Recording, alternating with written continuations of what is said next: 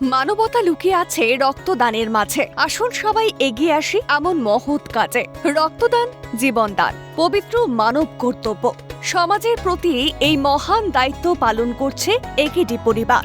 সমাজসেবার মহান ব্রতে ব্রতী হওয়ার মধ্যেই মিলবে শান্তি। তার রন্ধ্রে রন্ধ্রে অনুভব করেছিলেন একেডি পরিবারের প্রাণপুরুষ স্বর্গীয় শ্রী অজিত কুমার দাস। সেই মহান আদর্শকে পাথেয় করেই শ্রদ্ধেয় অজিত কুমার দাসের প্রয়াণ দিবসকে স্মরণীয় করে রাখতে মহান উদ্যোগ একেডি পরিবারের। প্রতি বছরের মতো চলতি বছরেও আয়োজন রক্তদান শিবিরের, যে মহান কর্মযজ্ঞের সামিল শহরের একাধিক গণ্যমান্য চিকিৎসক ও বিশিষ্ট ব্যক্তিত্ব। একেডি পরিবারের এই মহৎ উদ্যোগকে সাধুবাদ জানান সকলেই। এই যে অনুষ্ঠান, একে আমি সাধুবাদ জানাই, রক্তদান অনুষ্ঠান। কিন্তু আমি সব মিলিয়ে এটাকে এখানে আসি একটা কারণে, আমি রোজ সুভাষিস বাবুকে দেখতে আসি। বেসিক্যালি উনি ভালো থাকছেন, বছর মাস আস্তে আস্তে ইমপ্রুভ করছেন, এই অবস্থায় এসছেন, সেটা আমার ভালো লাগে দেখতে। ধন্যবাদ সুভাষিস বাবু, আপনি আপনার আরও দীর্ঘজীবী হন, সুস্থ থাকুন, ভালো থাকুন। বিশেষ দিনে আমরা ডাক্তাররা সবাই একেডি গ্রুপের সঙ্গে আছি। যে আমার আন্তরিক শ্রদ্ধা এবং প্রণাম জানাই বিদেহী আত্মা অজিত কুমার দাস মহাশয়ের প্রতি। শুভেচ্ছা জানাই প্রত্যেক সদস্যকে যারা একেডি পরিবারের সাথে যুক্ত, যারা এই কর্মকাণ্ডকে প্রতি বছর সুনিপুণভাবে চালনা করেছেন।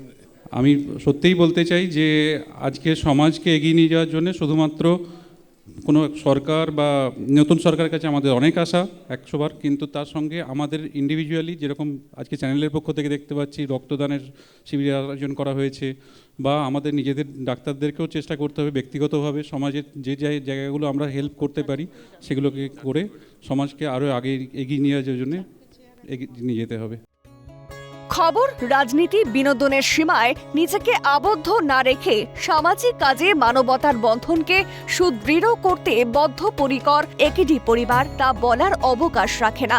আর সেই মহান কর্মকাণ্ডের সাক্ষী হতে পেরে সমাজের অন্যতম গুরুত্বপূর্ণ স্তম্ভ চিকিৎসকরা পেলেন আত্মতুষ্টির স্বাদ। রন্ধ্রে রন্ধ্রে অনুভব করলেন মানুষের প্রতি মানুষের রক্তের টান। রক্তদানের ভেতর দিয়ে যে শ্রী অজিত দাস, তার যে কর্মযোগ্য, যেভাবে তিনি তার পরিশ্রম, মেধা এবং তার সাথে দূরদৃষ্টি মিশিয়ে নিজের জন্য, নিজের পরিবারের জন্য, সমাজের জন্য, নিজের কোম্পানির জন্য যেভাবে দাঁড় করিয়ে গেছেন, এটা এরা সেলিব্রেট করে।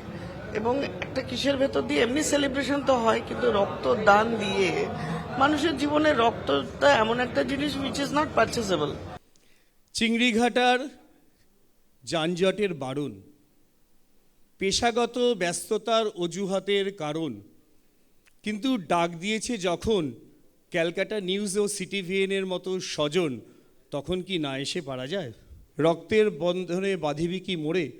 আমরা জানি রক্তের কোনো ধর্ম জাত বিভেদ নেই, রক্ত অত্যন্ত প্রয়োজনীয়, এবং সেই রক্তের মাধ্যমে একটি রক্তকে আমরা সেল সেপারেটের মাধ্যমে অনেকভাবে অনুচক্রিকা আলাদা করতে পারি, প্লাজমা আলাদা করতে পারি, প্লেটলেট কনসেন্ট্রেট আলাদা করতে পারি, আরবিসি দিতে পারি।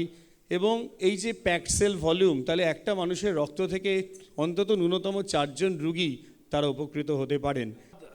আমার একটা আবদার থাকবে যে রক্ত যে বটলগুলো কালেক্টেড হবে সেগুলোকে যদি আরও স্প্লিট করে করা যায়, মানে সেখান থেকে প্লেটলেটটা বার করে নেওয়া যায়, বিভিন্ন রকম কম্পোজিশন অনুযায়ী যদি বার করা যায়, তাহলে কিন্তু আরও লাভ হবে, মানে রাদার দ্যান একটা প্যাকড ব্লাড। এইটা মাথায় রাখলে ভালো। আজকে সৌহার্দ্য দিবস পালন করে ওনারা যে রক্তদান শিবিরটা আয়োজন করলেন, তার জন্য আমি ওনাদের অভিনন্দন জানাই। একজন ক্যান্সার বিশেষজ্ঞ হিসেবে আমি জানি যে আমার রোগীদের জন্য রক্ত কতটা গুরুত্বপূর্ণ। আমার প্রায় প্রত্যেক রোগীরই, বেশিরভাগ রোগীরই চিকিৎসার সময় কোনো না কোনো সময় রক্তের প্রয়োজন হয়।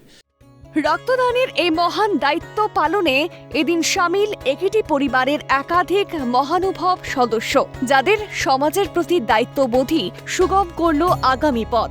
রক্তদানের মতো মহান উদ্যোগকে সামনে রেখে সৌহার্দ্য দিবসের বিশেষ মুহূর্তে তাই আরও একবার মানব সেবায় নিয়োজিত থাকার অঙ্গীকার একেডি পরিবারের। ক্যালকাটা নিউজ।